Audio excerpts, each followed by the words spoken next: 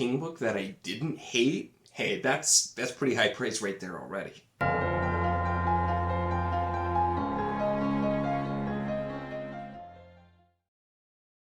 Hello and welcome to my channel. That's right, in this video we're going to be talking about Fairy Tale by Stephen King, a King book that, well, I certainly didn't love. I didn't hate either, which is more than I was really expecting.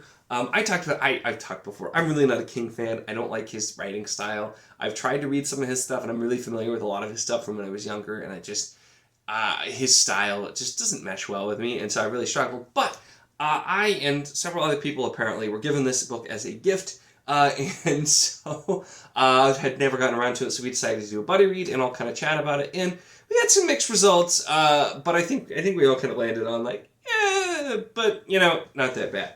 I do have to say, I actually quite like this cover though. With just this design, I think is actually really cool.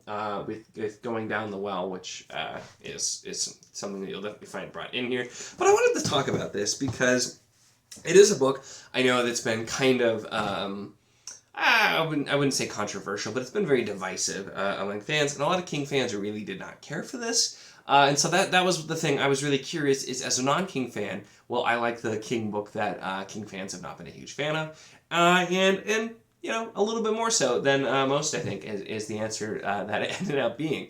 So this book, we're being narrated to by Charlie Reed, and he is narrating from a point in the future, which ends up being it's 9 years after the book ends, and he is telling his kind of the story of some big events in his life, and it does take place over several years with what's happening. When he's a kid, he starts telling us about his childhood and what happened.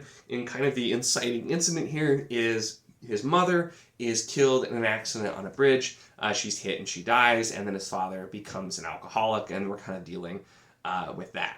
And that, for the first about third of the book, we're following that kind of general story and what happens with it in a very more literary fiction kind of way. And I know a lot of people actually liked that and then didn't like the shift to fairy tale, but it's kind of like, it's literally, the book is called Fairy Tale, like you knew it was going to be coming, and so yeah, it does about a third of the way through shift into portal fantasy type of thing, and changes a lot of what's happening, but I think also it's not necessarily that the shift is just super jarring or unexpected. I do think it goes on for too long, though, is kind of where I felt, because the first third was very good. And then I was between 50-60%, I'm over halfway, and I'm like, I'm still having a pretty good time with this. But then the further I got, it did start to drag on a little bit. I don't think this needed to be over 500 pages. I think if it would have been split a little bit more evenly, or just if it had maybe spend a little bit more time with the earlier elements and a little bit less time with the fairy tale elements, I think it could have worked. Although, with what King is trying to do here, I do think he is successful, and I can see what he's going for here, because this is designed to be kind of a meta commentary on fairy tales and that sort of thing. There's lots of reference to fairy tales that we know, and kind of references to just how these things come about, and like, oh, this is what happens in the fairy tale. As we get to the fantasy elements, it's the main character, Charlie, is kind of equating them to terms of things that he knows. Fairy tales, that sort of thing as well. And so I think it's done in an interesting way. It just, it drags on a bit too long. Now, I know that's also something that King is a little bit known for, where he's not really sure how and when to end books. The funny thing here is this actually does, like, it goes through and it ends well, and it's not that the ending is kind of, it's mostly just too long to get there, I think. The other thing, which my biggest complaint with this book is, if you just pretend that this is set in like the 80s, this is a much better book. But for the life of me, I could not get over the fact that this is a man in his 70s writing a teenager, and that's what it sounds like. The main character, Charlie, the way he talks and acts is not believable to me at all of a teenager, at least not a modern teenager, because that's the thing. Like I said, this is being narrated from the future, but it actually does confirm at the end that the actual story takes place between late 2020 and early 2022. So it's taking place at the time this came out pretty much right away. And the narrator is narrating from about 9 years in the future from there. So he is, he's a bit older by that time. He's almost 30 by the time he's narrating it, and that would be in the future, in the 2030s as well. But so this isn't somebody who's much older now, and also it's not that his narrative voice is saying these things. It's how the character is actually talking in real time. It phrases, words, things like that just don't fit. And I think it's funny because this takes place in suburbs of Chicago with a modern teenager, and it just feels like King desperately wanted this to be his normal kind of setup where it's, probably it's in the 80s and it's in like a small town in Maine. It has that feel. It really does. And so that kind of pulled me out of it a bit early on. And then you don't think about it as much, especially once you get to the end, and so it kind of works, but that was definitely a thing. There is something that's very specifically brought up as a plot point here, that the main character and his father watch a ton of the Turner Classic Movie Channel, which I 100% is just so that King could make references to old movies and have it seem to fit better, because once again, he's trying to still write like normal, and just some of the things that are said and phrases are like, I just can't imagine anyone, let alone a teenager in the 2020s, saying some of these things anymore. And so that I feel like also was something that pulled me a bit out. But like I said, once you're in the fantasy elements here and the fairy tale elements, we don't really have the same like kind of tack and everything. So it's really easy just to pretend the story takes place a lot longer and makes sense there. And so that's kind of how I treated it there as well. But as far as the fantasy elements too, this definitely plays around with both. I guess it's not even just the fantasy elements, with both the kind of the earlier story and the fantasy elements. It's playing around with a lot of tropes. And so this is something too where there's nothing that's particularly original here, but for the most part, I do think he executes well.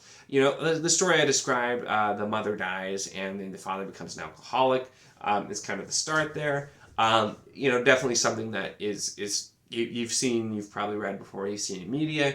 And then also the fantasy elements are kind of introduced because he ends up helping and taking care of somebody who lives nearby who's older and hurts himself. So once again, it's a story that you've definitely seen, but it's the kind of the little changes here and there, and the ways it's handled a little bit differently.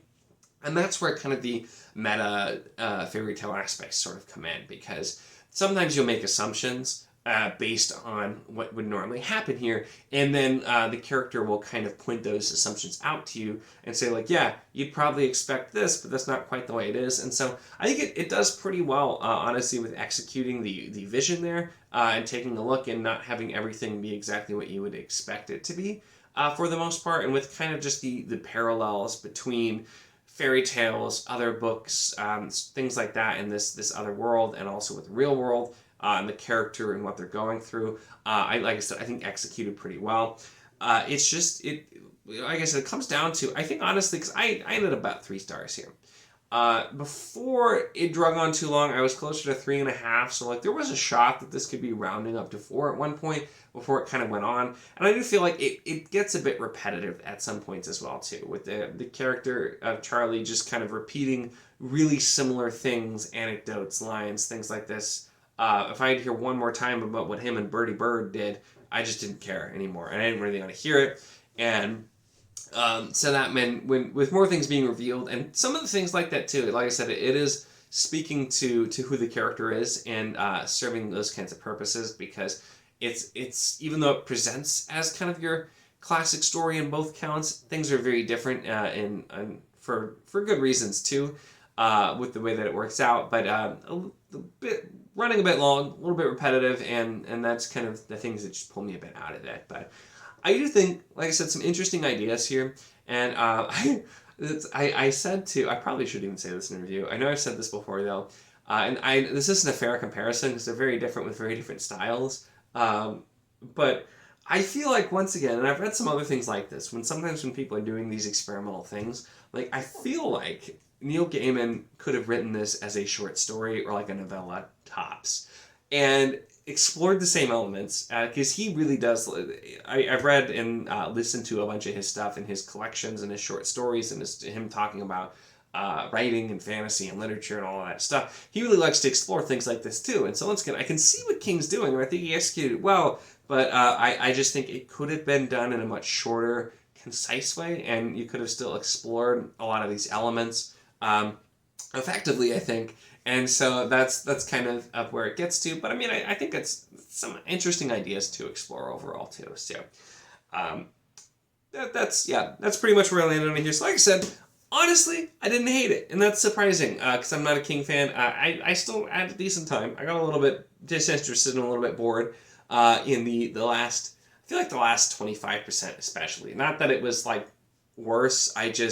I was still good through like 50, and then we were getting closer to like 70, and I'm just like, I was a little tired of it. So had this been shorter, like I said, I think I might have enjoyed it more, but nothing crazy either. But I think if anything I said sounds interesting, even if you're not a huge King fan, you might like this a little bit more than some others. I think because at least I did, and I'm still not going to be running on reading a bunch of King. But I didn't, like I said, I didn't have a terrible time with this, and I finished it. I did finish it. Not everybody in the Buddy Read did, but I did finish it because I'm like, yeah, I'm a little bit bored now, but I'm like, I'll see how it ends and go from there. And I think it was just a fine, satisfying ending and everything with it too. So could have been a lot worse, and with my track record, I would have expected it too. So it was still a nice surprise, honestly, going through this book. That's it for this one, though. Let me know your thoughts. Like I said, I know a lot of people have read this and weren't huge fans. And so I might actually be slightly more positive than some in my review here, even though I definitely had some critiques. But that's really what I had to say on this one. So let me know your thoughts in the comments. Make sure to give the video a like if you enjoyed it. Check the link in the description, as always, for the Wizardly Enclave Discord. If you want to chat books, whether this book, other books, really anything at all, it's a lot of fun and we'd love to have you. And of course, if you enjoy my content, make sure to subscribe.